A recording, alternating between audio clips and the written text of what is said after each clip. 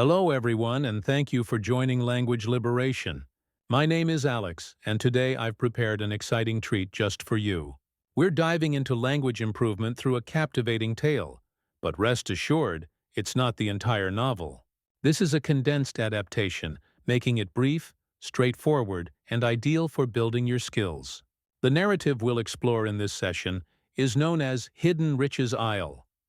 My associate and partner, Michael, will deliver it at a gentle pace with crystal-clear pronunciation. Let's outline our activities for this installment. Initially, you'll listen to the account at a relaxed speed, featuring basic terminology. Afterward, I'll guide you through key terms from the tale, breaking down each one in an easy-to-grasp manner. Finally, we'll engage in mimicry exercises, where you can stop the audio, echo the phrases, or jot them down for reinforcement. So prepare yourself. This is Hidden Riches Isle, crafted specifically for those honing their linguistic abilities. Many years in the past, within a serene coastal hamlet, stood a modest lodging house named the Commodore Bamboo. A youthful lad called Tim Roberts resided there alongside his family. Existence at the lodging was uncomplicated and tranquil, with merely occasional visitors dropping by, and no thrilling events unfolding, until a pivotal moment altered everything.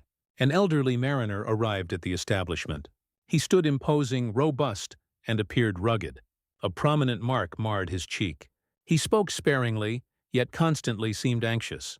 Each dawn, he ascended the nearby elevation overlooking the ocean, armed with a spyglass. He scanned the horizon as though anticipating an arrival. He consumed excessive spirits and crooned ancient buccaneer tunes, which unsettled the fellow patrons. He went by the moniker William Knuckles. William instructed Tim to be vigilant for a mariner missing a limb. He compensated Tim with a metallic token monthly to maintain surveillance. Tim couldn't fathom William's fear, but he sensed the mariner was evading pursuers. On a certain occasion, a sightless individual appeared at the lodging.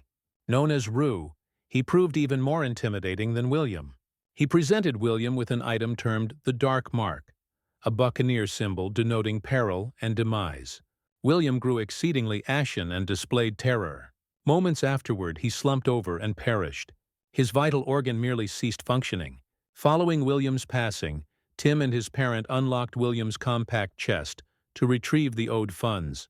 They discovered currencies from various nations, but additionally unearthed a crucial artifact: a diagram. It depicted the location where the notorious buccaneer, Leader Blaze, had concealed his wealth ages prior. Tim delivered the diagram to Physician Lorne, a compassionate and intelligent healer, and to Landlord Torvald, a prosperous estate holder. The trio devised a strategy to voyage over the waters in pursuit of the riches. Thus, their monumental quest commenced. Physician Lorne and Landlord Torvald chartered a vessel dubbed the Iberiana. It proved sturdy and elegant, primed for an extended oceanic journey. They secured a commander to oversee the expedition, named Leader Stern. He enforced discipline rigorously, yet remained equitable and trustworthy. Tim received permission to participate as the vessel's assistant youth. He brimmed with enthusiasm, having never embarked on such a craft previously, and he experienced a sense of honor in contributing to the endeavor. Among the personnel aboard was tall Jacob Copper. He joined as the chef. Possessing a single limb, he navigated using a timber support. Nevertheless, he maneuvered swiftly and perpetually wore a grin. He exhibited intelligence, amiability, and an abundance of amusing nautical anecdotes. A vibrant bird perched on his arm, incessantly chirping, "Bits of gold, bits of gold." Initially, all appreciated Copper. He shared humor and assisted everyone, but shortly, Tim uncovered a horrifying revelation. During one instance, Tim concealed himself within a container on the vessel. As he remained hidden, he overheard Copper conversing with several colleagues. Tim learned that Copper and numerous staff members were in fact outlaws of the sea. They schemed to bide their time until the wealth surfaced, then seize command of the craft and claim the bounty exclusively. Tim experienced profound fright, yet he remained silent and absorbed all details. Subsequently, he informed Leader Stern and the remaining upright individuals. Now aware of the reality, they recognized many staff posed threats. They needed to exercise caution and prepare for protection. Following numerous days traversing the waves, the craft ultimately reached Hidden Riches Isle. The landmass appeared lush, untamed, and eerily silent, featuring foliage, elevations, boulders, and concealed grottos. It seemed serene, but Tim and his companions understood hazards might lurk. Certain staff members disembarked promptly. Tim accompanied them, yet soon ventured solo into the woodland. During his stroll, he encountered an odd fellow named Sam Flint. Sam previously served as an outlaw, but his comrades abandoned him on the landmass. He survived there for 3 cycles, subsisting on fruits and wildlife. Sam acted somewhat eccentric, yet proved benevolent and sociable. He revealed a significant confidential to Tim. He had located Leader Blaze's bounty and relocated it to a secure spot. Sam pledged assistance to Tim and the group, provided they vowed to transport him to his homeland post-quest. Meanwhile, circumstances deteriorated on the landmass. Tall Jacob Copper and his fellow outlaws commandeered the vessel. They demanded the diagram as well. However, Leader Stern, Physician Lorne, Landlord Torvald, and the other virtuous folks relocated to an aged timber structure on the landmass for security and resistance. Presently, the confrontation between the factions erupted. The outlaws assaulted the timber structure using firearms and blades, aiming to pilfer the diagram, but the faithful individuals demonstrated resilience, ingenuity, and courage. They safeguarded the edifice and refused surrender. Then Tim performed a valiant deed. He located a tiny circular craft and utilized it to stealthily return to the Iberiana. There, he battled a perilous outlaw and emerged victorious. He assumed authority over the vessel and relocated it to a protected area distant from the outlaws. Afterward, Tim returned to the timber structure and relayed his actions to his allies. United, they persisted in combating the outlaws. Copper attempted to feign camaraderie once more, switching allegiances for self-preservation, but Tim and the rest harbored no faith in him. Ultimately, the outlaws employed the diagram and proceeded to the presumed site of the bounty. They excavated relentlessly, yet discovered emptiness. The wealth had vanished. They fell victim to deception, unaware that Sam Flint had unearthed the bounty and stashed it within a cavern. Certain outlaws relinquished efforts, fleeing into the undergrowth, vanishing forever. Others lacked strength for continued battle. In conclusion, the honorable group triumphed. Exhausted yet secure, they ascertained the genuine location of the riches. They uncovered metals, gems, and currencies from diverse global regions, far exceeding their expectations. The abundance necessitated multiple transports to the vessel. Prepared for departure, they abandoned a handful of outlaws. Some had perished, while others evaded into the wilderness. Tall Jacob Copper remained among them initially. He occasionally aided, yet frequently deceived and manipulated. However, during a nocturnal slumber, Copper vanished, absconding with a minor pouch of wealth never to reappear. The vessel journeyed back to Britain. Tim and his companions returned unharmed and prosperous. Yet Tim transformed internally. He had embarked on an extraordinary odyssey, witnessing peril, avarice, and mortality. He absorbed lessons on valor, camaraderie, and reliability. No longer merely an adolescent, he had matured significantly. Tune plays. All right, it's Alex returning from language liberation. Now let's examine some standout expressions from this seafaring escapade. These terms will enhance your comprehension of narratives and make your communication more authentic. I'll pronounce the term, provide a straightforward definition, offer a practical illustration, and then we'll mimic it collectively for practice. Echoing session ahead. Prepared? Excellent. Let's proceed. The initial expression is near the ocean. This indicates proximity to the vast water body or adjacent to the shoreline. For instance, they constructed a tiny home near the ocean. They constructed a tiny home near the ocean. Now echo this. They resided near the ocean. The lodging stood near the ocean. Well done. Next term is lodging. A lodging represents a compact accommodation venue, typically serene, vintage, and comfortable. Try uttering, "We lodged at a quaint lodging on our journey," We lodged at a quaint lodging on our journey. Superb. Now mimic. Let's relax at a lodging. Moving on to the term rugged. When an individual appears rugged, it suggests they seem hardy or untamed, lacking tidiness or polish. As an example, the mariner appeared rugged with disheveled locks and worn attire. Now echo.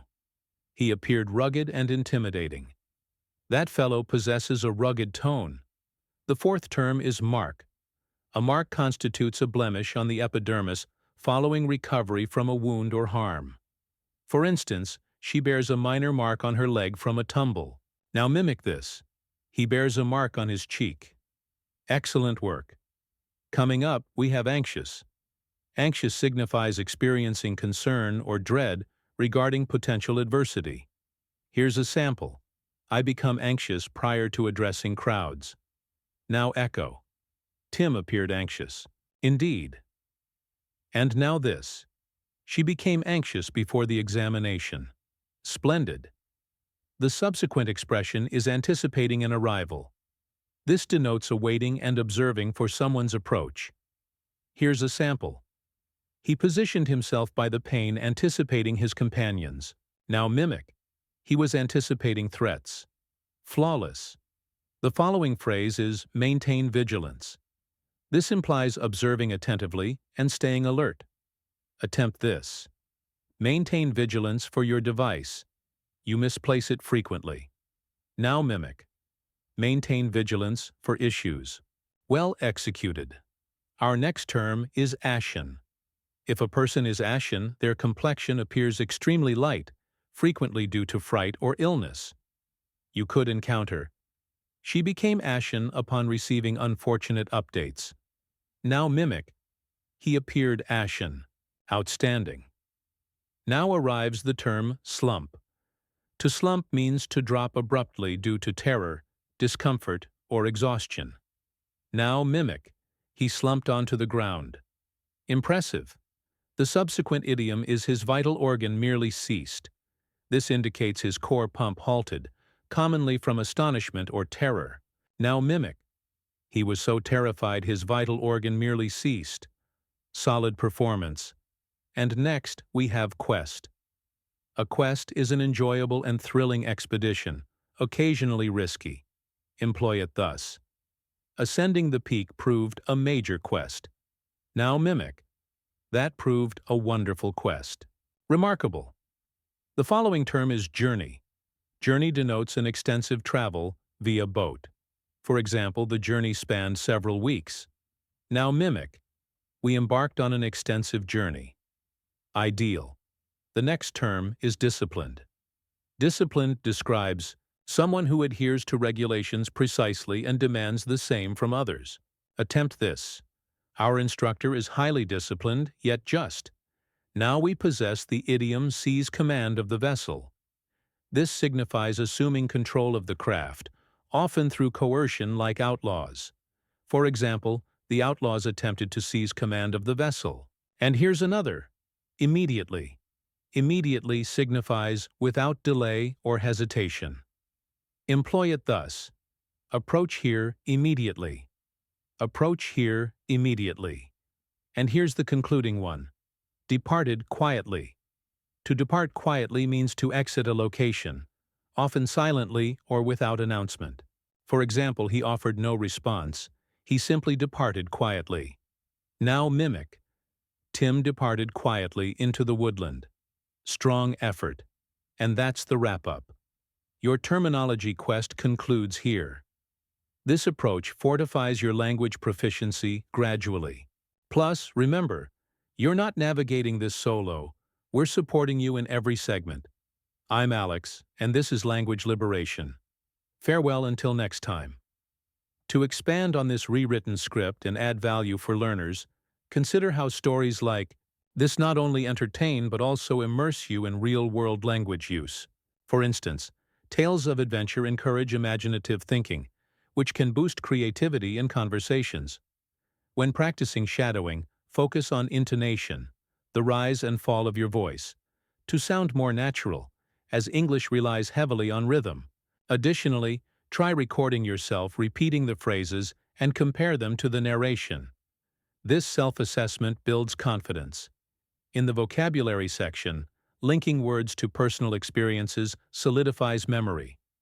For anxious, recall a time you felt worried and describe it in a sentence. This method transforms passive learning into active engagement. Moreover, exploring synonyms for each word, like rugged, could be scruffy or tough-looking, broadens your lexicon. For cultural insight, pirate stories reflect historical maritime lore, inspiring further reading or watching adaptations to reinforce vocabulary and context. To make practice fun, role-play scenes from the story with a study partner, alternating roles to practice dialogue. If you're a beginner, start with shorter segments. Intermediates can add details to the summary in their own words. Advanced learners might rewrite parts themselves, as we're doing here, to deepen understanding. Remember, consistency is key. Dedicate 15 minutes daily to such activities for noticeable progress. Incorporating visuals, like sketching the island or characters, can aid visual learners in associating words with images. Finally, share your thoughts on the story in English online forums to apply what you've learned socially, turning solitary study into community interaction. This holistic approach ensures the message of growth through adventure resonates beyond the script, empowering you to unleash your full linguistic potential.